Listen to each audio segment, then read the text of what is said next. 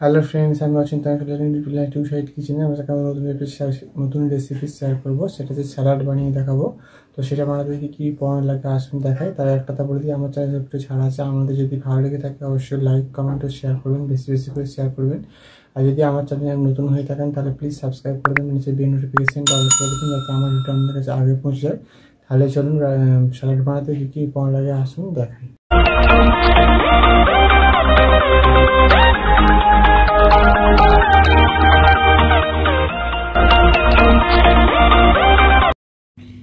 চলুন তাহলে স্যালাড বানাতে কী উপকরণ লাগে আসুন দেখাই। তার একটা বলে দিই, ভিডিওটা প্রথম থেকে শেষ অবধি দেখার অনুরোধ রইল। তার জন্য রেসিপিটা শুরু করে কী উপকরণ লাগে আসুন দেখিয়ে দিই।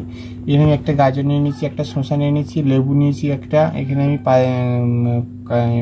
টমেটো নিয়েছি একটা, দুটো কাঁচা লঙ্কা নিয়েছি, একটা পেঁয়াজ নিয়েছি, বিট লবণ নিয়েছি পরিমাণ মতো, আর গোলমরিচের গুঁড়ো নিয়েছি পরিমাণ মতো। তার জন্য রেসিপিটা শুরু করি। গাজরটা এবার ছাড়িয়ে নেব ভালো করে, খোলাগুলো এটা এবার ছুরির সাহায্যে।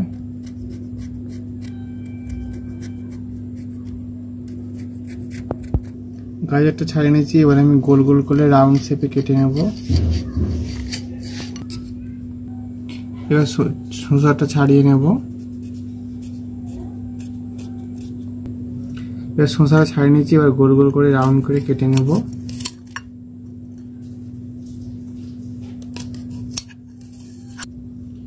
টমেটোটা গোল গোল করে কেটে নেব।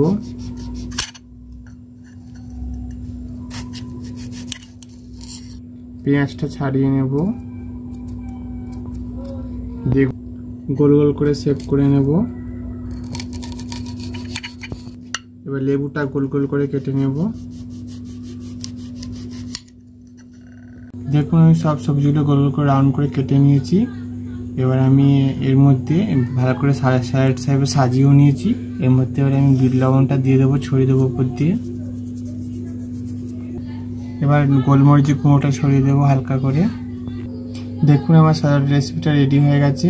এই রেসিপিটা আমাদের ভালো লেগে থাকে অবশ্যই লাইক কমেন্ট ও শেয়ার করবেন, বেশি বেশি করে শেয়ার করবেন। আর প্লিজ সাবস্ক্রাইব করে দেবেন, আমাদের পাশে থাকবেন। চলুন তা দেখাচ্ছে নেক্সট ভিডিওতে। এরকম নিত্য নতুন ভিডিও হওয়ার জন্য আমাদের চ্যানেলটাকে অবশ্যই সাবস্ক্রাইব করবেন, আমাদের পাশে থাকবেন। চলুন তা দেখাচ্ছে নেক্সট ভিডিওতে।